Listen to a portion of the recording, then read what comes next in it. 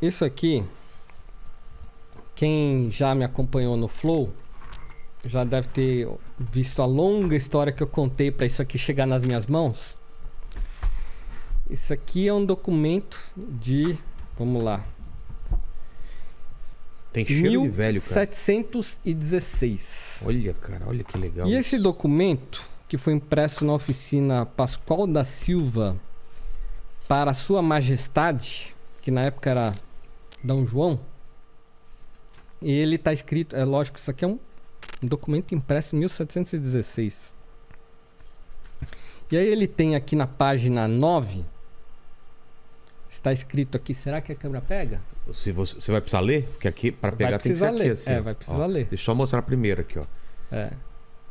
Prodigiosas aparições e sucessos espantosos. Isso. Olha, caramba, velho. Aí ele fala de avistamentos de baleias, de animais marinhos e tal. Fala de cometas. Então também? eles sabiam diferenciar já nessa época o que era um fenômeno do universo, do algo que era, eles não sabiam explicar. E aqui tem um relato da Irlanda, em 17 de março de 1716. Então, deste ano se viu em Elfton, junto a Nivark, vila do Reino de Irlanda, aparecer no céu sobre o horizonte uma luz à maneira de raio de sol. Vai vendo. Cujo corpo era largo e comprido. Aí você começa a pensar, peraí, como assim? Uma luz com um corpo largo e comprido?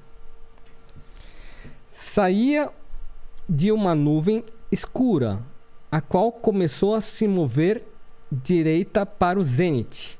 Por mais de uma hora,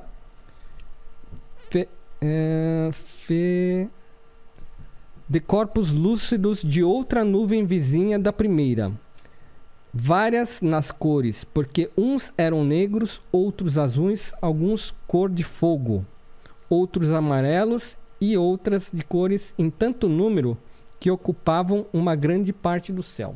Então, esse objeto que se viu na Irlanda, saíram vários corpos com várias cores, ou seja, amarelo, escuras e tal. Logo entre estes, que eles falam aqui, estes meteoros, se começou a travar uma batalha. Então, eles não sabiam o que era, chamaram de meteoros, mas aquilo começou a voar de forma desconexa. O meteoro não voa de forma desconexa. Então, você vai começando a interpretar aqui. Correndo com incrível fúria uns contra os outros, avivando mais a luz ao tempo do combate, o qual durou perto de 1h30, vendo-se, entretanto, as estrelas daquele distrito. Ou seja, tinha as estrelas e tinha os corpos que estavam bem abaixo disso. Cobertos de um vapor espesso à semelhança do sol. Nossa. Como é que você entende isso? Quando o vemos por entre nuvens densas, e neste mesmo tempo se viu o céu para o nordeste e sudeste limpo e claro, as estrelas resplandecentes como nas noites frias do inverno em que não aparece a lua. Perto das 9 horas se foi sumindo a maior parte destes fenômenos, porém não inteiramente, nem todos, ficando ainda alguns, continuando a batalha. Pelas 10 horas tornarão outra vez ao combate com a mesma fúria que antes mostravam, permanecendo nela até as 11h30. Perto das 11 apareceu outro corpo de luz redondo, quase tão grande como o sol quando nasce, mas não tão claro, ainda que não dava tão pouca luz, que não pudesse uma pessoa de 60 anos ler com óculos a sua Bíblia. O texto muito rebuscado, né? Eu tô lendo aqui um texto, tô traduzindo, porque ele tem o F, naquela época tinha som de S. Então tem algumas letras algumas palavras que separa aqui.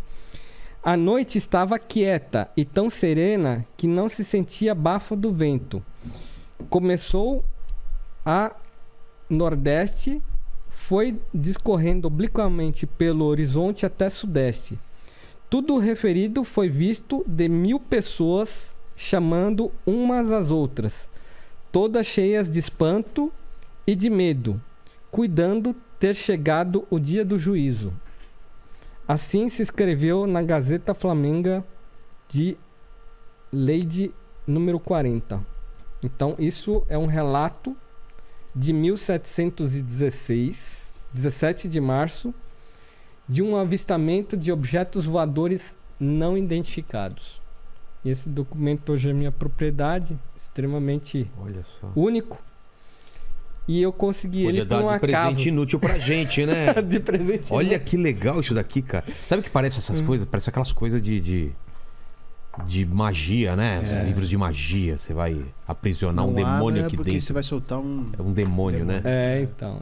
E isso foi adquirido num garimpo, num antiquário na Hungria.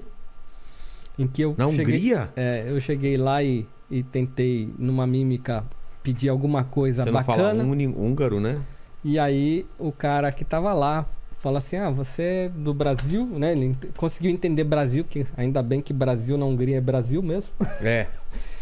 Ele falou, tem um documento que você vai entender. Só que ele não entendia o documento. E eu paguei algo como 20 euros, só que na moeda lá da Hungria, que é esqueci agora o nome da moeda. Tem um nome muito esquisito, a moeda da Hungria.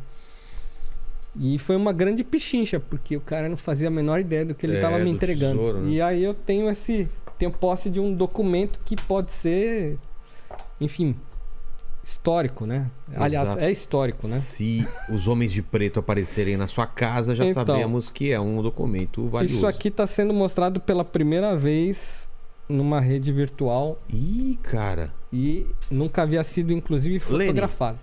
Você cuida pra gente. Opa! Enquanto isso, dá aquele sumicinho básico aí. Olha só, colocando dentro do... Já foi.